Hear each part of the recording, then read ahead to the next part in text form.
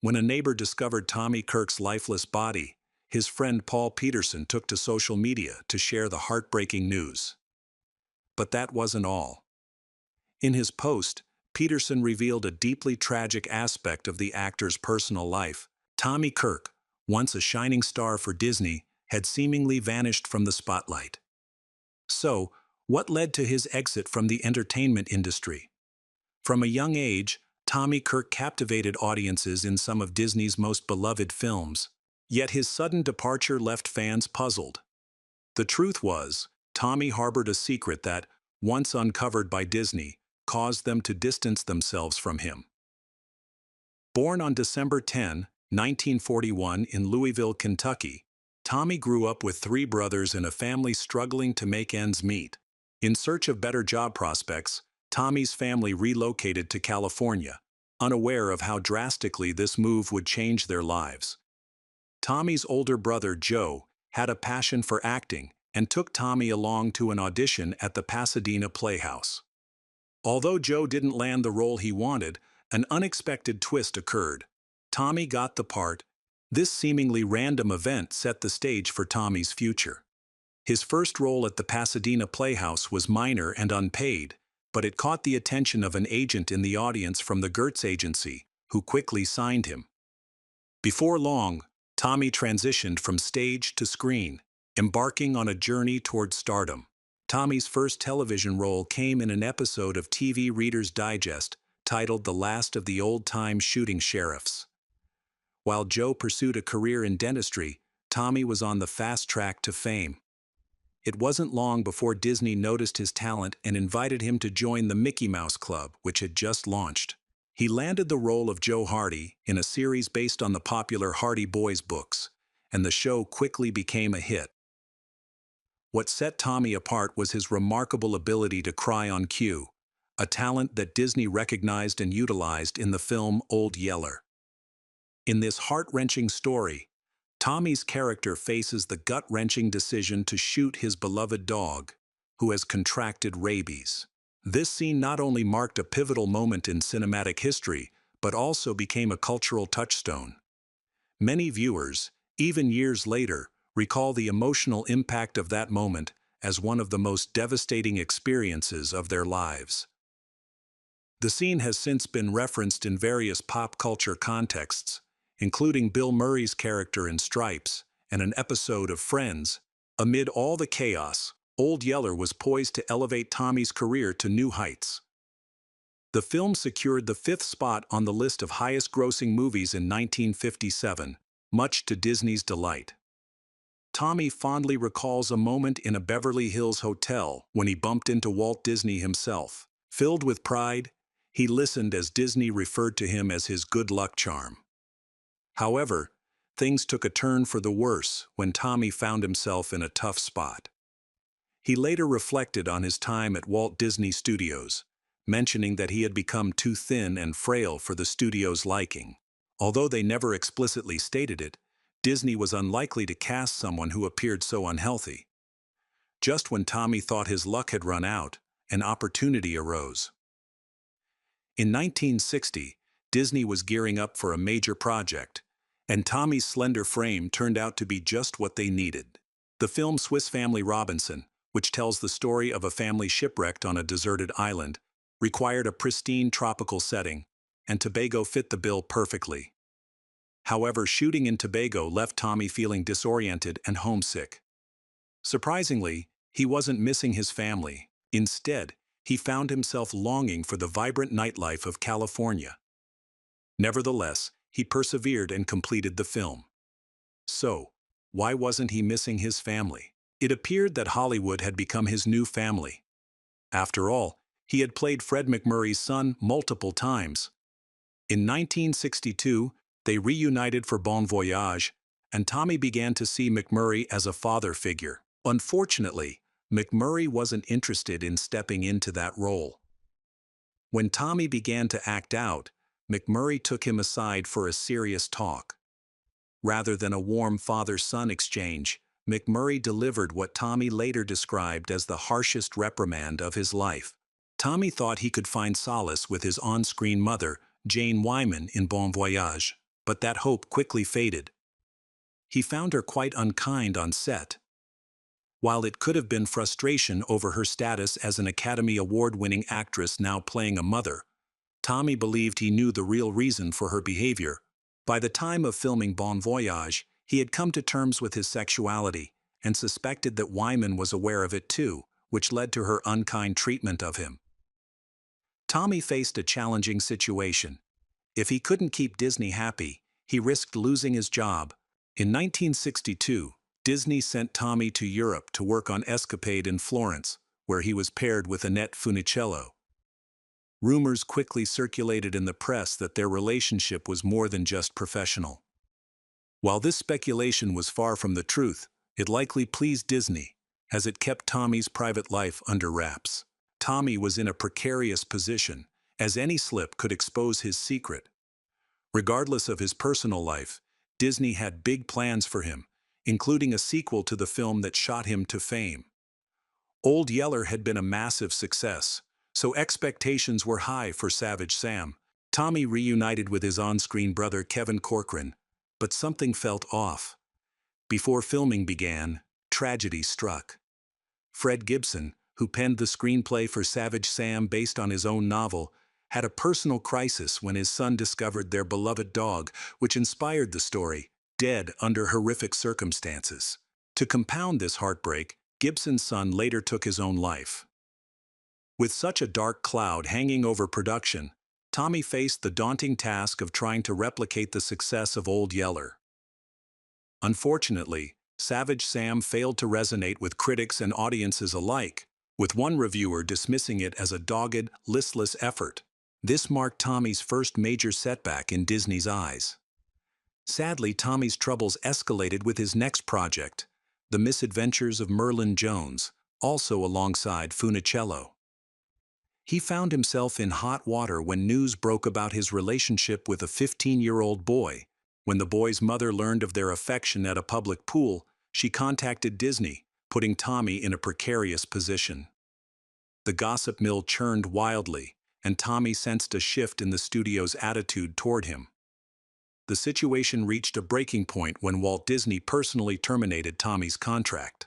This decision stemmed not only from the pool incident, but also from Tommy's admission that he was often under the influence during that turbulent time. He later described this moment as the end of my fairy tale. While it was expected that Disney would cut ties, what happened next must have shocked Tommy. The Misadventures of Merlin Jones became a surprising hit. Critics saw it as a mere extended TV show, but audiences loved it and embraced Tommy.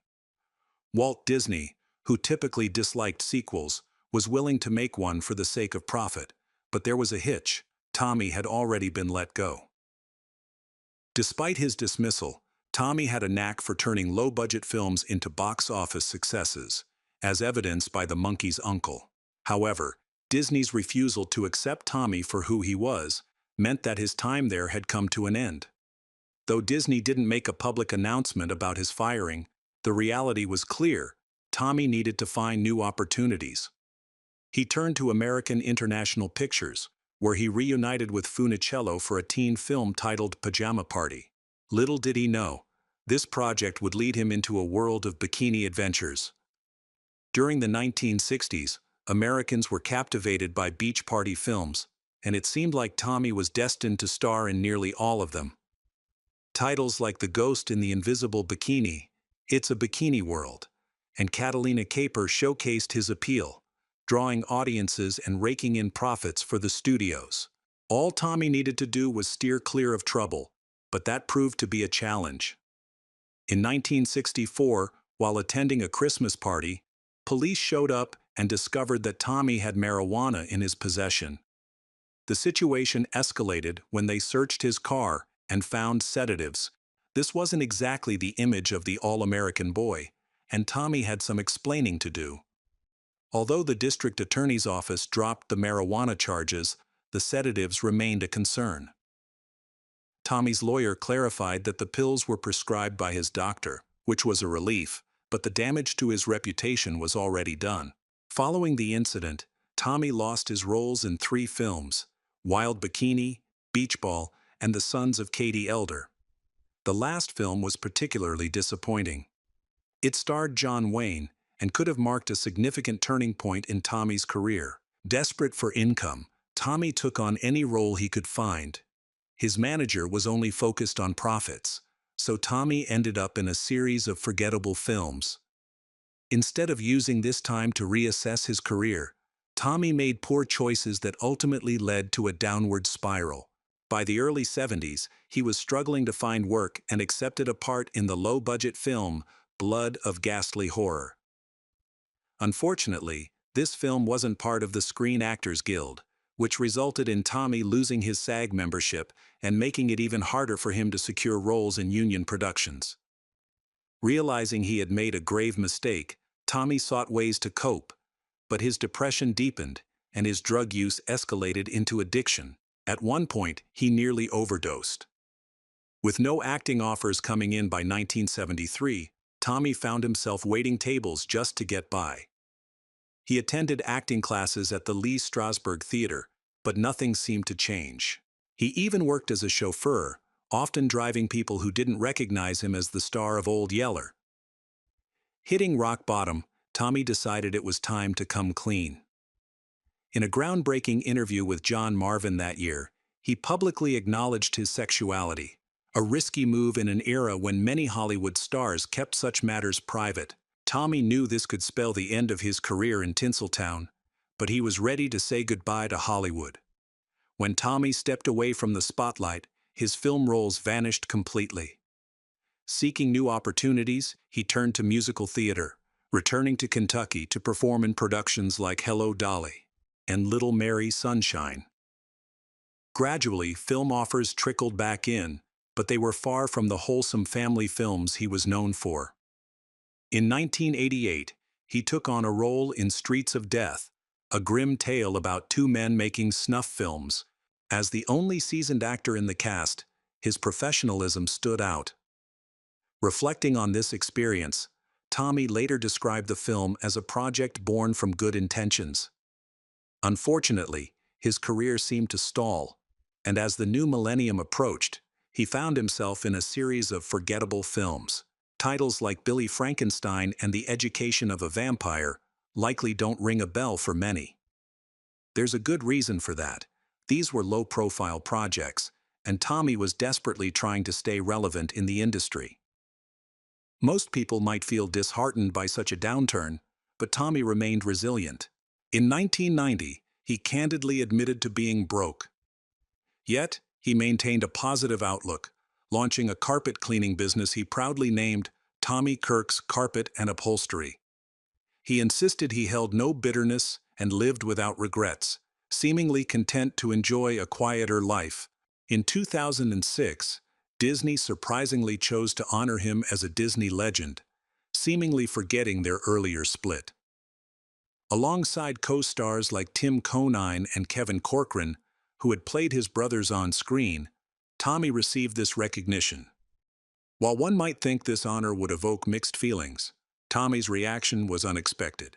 He expressed a desire for fans to remember his work with Disney, specifically mentioning Swiss Family Robinson and Old Yeller as the films he wanted them to associate with him. Tommy returned to his peaceful existence, only to discover that fans still remembered him fondly. In 2017, at 76, he made a surprising revelation during a radio interview, announcing that he identified as bisexual and had relationships with both men and women. Tragically, just 4 years later, he passed away. On September 28, 2021, a neighbor found his lifeless body in his Las Vegas apartment. He was 79 when Paul Peterson, a longtime friend and fellow child star, learned of Tommy's death. He took to social media to share the news with fans, stating, "Please know that Tommy Kirk loved you." However, Peterson also revealed a heartbreaking truth. Tommy had been estranged from his family, likely due to his choices in relationships. This estrangement may explain why Tommy cherished his on-screen family so deeply. In the end, Tommy truly discovered a sense of family. Kevin Corcoran, who played his on-screen brother in several films, fondly recalled Tommy as an incredibly talented individual. He mentioned that despite their playful banter throughout their careers, Tommy never held any resentment toward him. This dynamic sounds just like the classic sibling relationship, doesn't it? But that's not all. Tommy also connected with another familiar face from Old Yeller.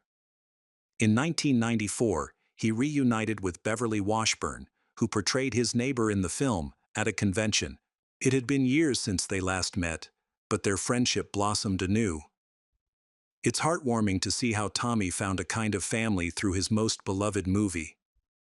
If you enjoyed this story, give it a thumbs up and subscribe for more amazing content.